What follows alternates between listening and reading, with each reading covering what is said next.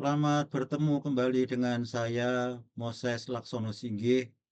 Kali ini saya akan menjelaskan tentang kawan sekerja Allah. Ini yang ada di Alkitab. Saya memikirkan semestinya kalau orang yang bekerja dalam satu pelayanan, selain menjadi kawan sekerja Allah, antar manusia sendiri itu juga bisa dikatakan kawan sekerja manusia. Jadi manusia yang bekerja dengan manusia. Mohon bantuan Bapak Ibu untuk subscribe, like, dan share supaya saudara-saudara yang lain bisa mendapatkan manfaat yang sama dengan Bapak dan Ibu. Dalam Saya akan menjelaskan dulu kawan sekerja Allah ini ada tangan dari atas dan tangan dari bawah. Jadi Allah membantu manusia untuk bekerja bersama-sama di ladang Tuhan. 1 Korintus 3 ayat 9 dikatakan, kami adalah kawan sekerja Allah. Kamu adalah ladang Allah dan bangunan Allah. Jadi di sini dituliskan Allah yang maha kuasa, Allah yang maha besar, Allah pencipta langit dan bumi, itu saja bersedia menjadi kawan sekerja kita untuk melayani pekerjaan Tuhan. Allah mengundang kita untuk ikut serta dalam pekerjaannya. Ia bekerja melalui manusia yang taat dan setia di ladang Tuhan. Allah juga memberikan kemampuan, talenta, hikmat kepada manusia agar dapat melaksanakan panggilan hidupnya dengan baik. Jadi Allah memberikan kemampuan, enabler gitu ya, memberikan talenta kepada kita, memberikan hikmat kepada manusia untuk melaksanakan panggilannya. Jadi bukan disuruh bekerja lalu dibiarkan, tetapi diberi modal. Karena setiap orang memiliki karunia berbeda-beda. Berikutnya kita akan membahas tentang kawan sekerja manusia. Jadi manusia dan manusia yang lain, orang dan orang yang lain itu saling bekerja bersama-sama. Kita mempunyai karunia yang berbeda-beda. Allah memanggil umatnya untuk bekerja sama, saling melengkapi, bukan saling bersaing dan saling menjatuhkan. Ya, kalau Allah sendiri mau menjadi kawan kita, selayaknya lah kita sebagai manusia yang jauh lebih lemah daripada Allah itu tidak bersaing, tidak saling menjatuhkan, tetapi saling bekerja bersama-sama. Kita masing-masing mempunyai kemampuan dan kita juga sebagai manusia kita punya kelemahan. Saling membangun dalam kasih Efesus 4 ayat 16. Jadi saling membangun bukan saling menjatuhkan sekali lagi. Keperbedaan bukan untuk kita pamerkan saya hebat, tetapi dalam hal yang lain kita juga punya kelemahan. 1 Korintus 12 ayat 14, tubuh tidak terdiri dari satu anggota saja, tetapi atas banyak anggota. Semuanya menjadi pelengkap, bukan pesaing.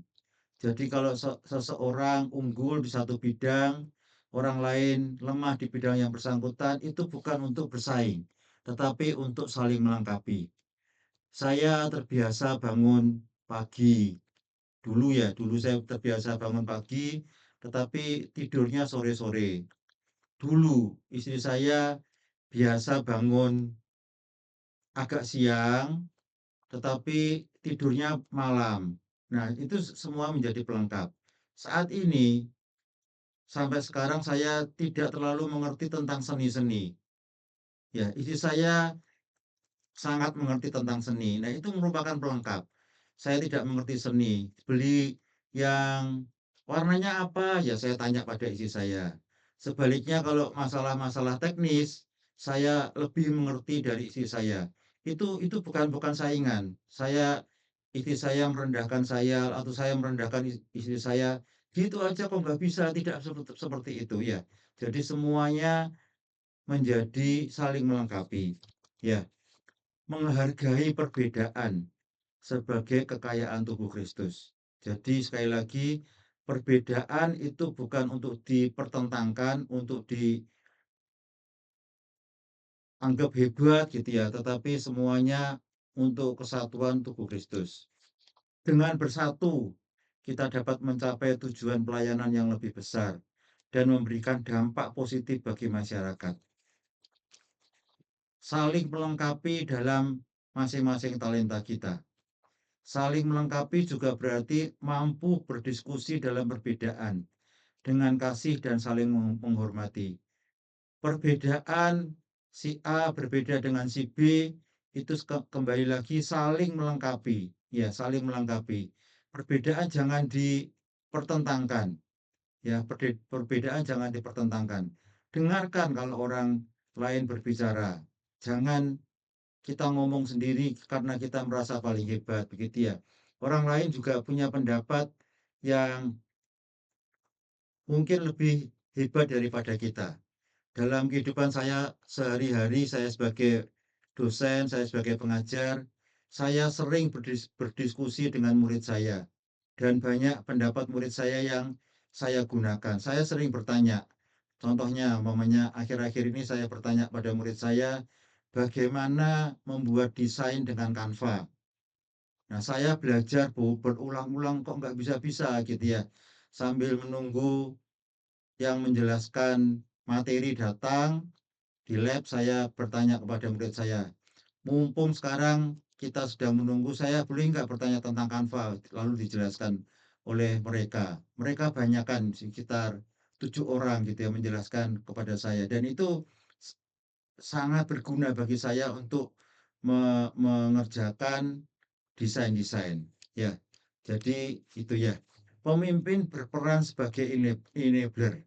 Tadi kalau Allah memberikan kita kemampuan, kita memberikan talenta. Pemimpin itu juga sebagai enabler, pemberi kemampuan dan dukungan. Nah, ini sangat penting, ya. Bawahan itu menunggu, ya. Bawahan ya pada umumnya lebih tidak mampu daripada pemimpin. Pembawahan jangan kamu nggak bisa, jangan begitu, tetapi diberi kemampuan. Ini pengalaman saya pada saat memimpin penjaminan mutu di ITS. Saya merencanakan sesuatu pekerjaan dan saya ajari karyawan yang membantu saya. Saya ajari sampai bisa beberapa hal yang memang membutuhkan keputusan saya hanya itu saja. Jadi formnya dibuat oleh dia, ini menerima laporan, rencana untuk pengiriman akreditasi dari departemen ini. Lalu sebaiknya diberikan siapa yang akan memeriksa. Nah, itu tanya pada saya. Tapi formulirnya sudah ada. Telah menerima dari departemen apa, lalu dikirimkan kepada siapa. Nah, itu kepada siapanya saya yang menentukan. Lalu Bapak dan Ibu diberi waktu 1 minggu untuk mengerjakan. Terima kasih untuk bantuannya. Nah, itu sudah formatnya. Jadi saya hanya mengisi yang melakukan siapa. Nah, tugas saya jadi sangat ringan karena hanya menentukan ini karyawan saya bisa bekerja. Diberi kemampuan, ya. Oke. Pimpinan itu bukan pendikte, harus, wajib gitu ya. Tetapi ajakan, mari kita, ayo kita lakukan, gitu ya. Jadi bukan pendikte. Beberapa kali kakak saya yang di Kanada mengatakan, dulu pada saat masih di Indonesia gitu ya, kebiasaan memang seperti itu. Kalau salah itu diberitahu, begini, begini, begini. Tapi kalau mengerjakan sesuatu yang baik tidak pernah dipuji. Nah, itu memang kebiasaan di Indonesia seperti itu. Di Kanada, di negara-negara maju itu kalau baik dipuji, bagus apa yang kamu lakukan gitu ya. Jadi bukan harus wajib gitu bukan ya, tetapi diajak bersama-sama. Nah, ini saya juga heran dengan anak saya perempuan yang mendidik anaknya. Ya, anak perempuannya masih kecil, masih 2,5 tahun. Tetapi sudah diajak begini. bukan, tidak boleh," bukan begitu. Tetapi, eee, "Mami mau begini ya," gitu ya. Nah, tidak terus-terusan dituruti kemauannya, ya.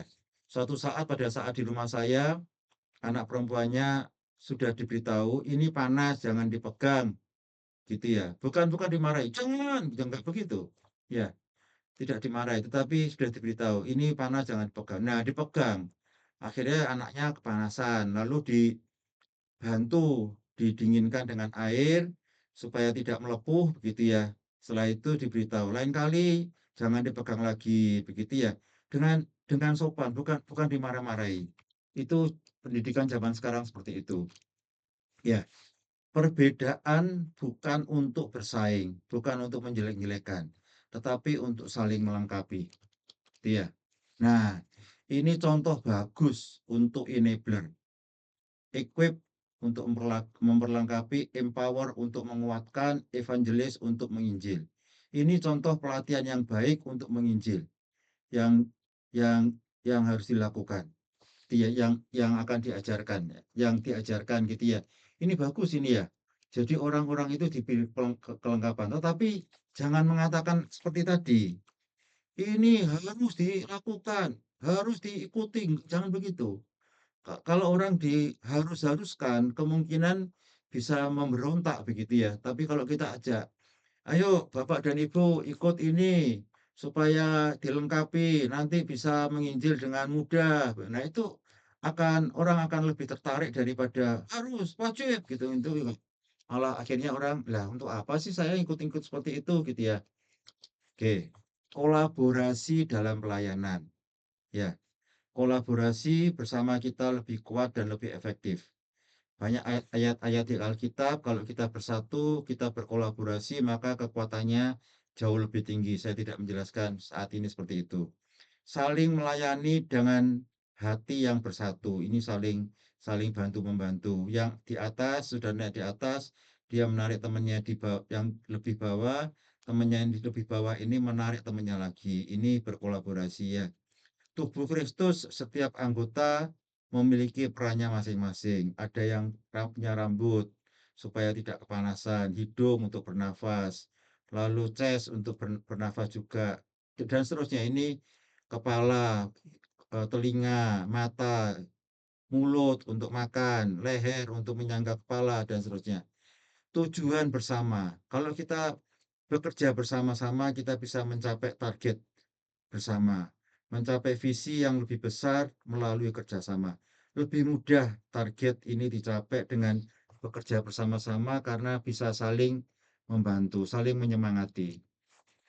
Melayani dengan hati dan kasih, motivasi yang benar dalam pelayanan yaitu mencakup kasih yang tulus kepada sesama, bukan ambisi pribadi atau keinginan untuk dikenal. Yang kedua, mengatasi tantangan dengan bekerja sama, dengan pertolongan dari Allah, kita bisa menghadapi tantangan-tantangan yang harus kita hadapi. Penting untuk menghadapi konflik. Kalau ada konflik, nah kita minta pertolongan dari Allah. Dengan pertolongan dari Allah kita bisa mengatasi konflik ini. Ya, dengan sikap saling penuh pengertian, saling menghargai sesuai dengan ajaran Kristus. Saling menghargai ini penting Bapak dan Ibu Saudara. Karena kita unggul di satu bidang tetapi tidak unggul juga di bidang yang lain. Dalam Kolose pasal 3 ayat 23 dan 24 mengingatkan kita untuk melakukan segala sesuatu dengan segenap hati, seolah-olah kita melayani Tuhan bukan melayani manusia. Jadi kita layani manusia dengan segenap hati kita seperti kepada Tuhan. Talenta sebagai anugerah ilahi, mengenali talenta yang kita berikan. Nah, mungkin yang masih muda tidak mengerti talenta kita apa, ya. Nah, tetapi Tuhan semestinya sudah memberikan masing-masing pada kita minimal satu talenta. Setiap orang memiliki talenta unik dari Tuhan yang perlu diidentifikasi dan dikembangkan untuk melayani sesama. Kalau belum tahu ya kita melayani semuanya. Tetapi kalau kita sudah tahu, nah kita melayani di bidang kita. Contoh yang saya lakukan selama saya pikir lebih dari 2 tahun setiap pagi saya membuat PowerPoint seperti ini, lalu saya share screen untuk doa pagi, itu bagi saya mudah itu. Paling membuat PowerPoint hanya sekitar 5 menit sudah selesai. Mungkin orang lain membuat PowerPoint butuh waktu lama. Karena pekerjaan saya sebagai dosen dan membuat PowerPoint, itu mudah bagi saya, ya. Setelah itu saya membuat laporan. Laporan bagi saya ya doa paginya selesai, laporannya selesai, saya bisa mengerjakan yang lain. Itu pekerjaan saya, talenta saya seperti itu. Mengembangkan potensi dengan bijaksana. Tadi ada enabler dan seterusnya. Kita mengasah ya, banyak hal-hal yang perlu kita lakukan untuk meningkatkan potensi kita. Saya belajar terus sampai sekarang. Penting untuk mengasah dan memanfaatkan talenta ini dalam pelayanan, menciptakan dampak positif bagi komunitas kita. Jadi perlu belajar terus-terusan. Orang lain bisa ngomong dengan jelas. Nah, saya perhatikan, saya tidak terlalu berbakat dalam hal berbicara. Kalau ada orang lain berbicara sangat meyakinkan, saya mendengarkan, oh cara berbicara seperti itu, gitu ya. Oke. Memahami tujuan setiap talenta. Setiap talenta punya tujuan yang diberikan Tuhan dalam tubuh Kristus untuk mendukung satu sama lain dalam iman. Ya, sekali lagi saling mendukung. Setiap talenta yang diberikan Tuhan memiliki tujuan penting. Ya, oke. Akhirnya marilah kita bersatu dalam pelayanan dengan kemampuan dari Allah. Terima kasih sudah menonton video ini dari awal sampai akhir. Silahkan like, subscribe, dan share sehingga bisa bermanfaat bagi orang lain. Sampai ketemu waktu yang akan datang.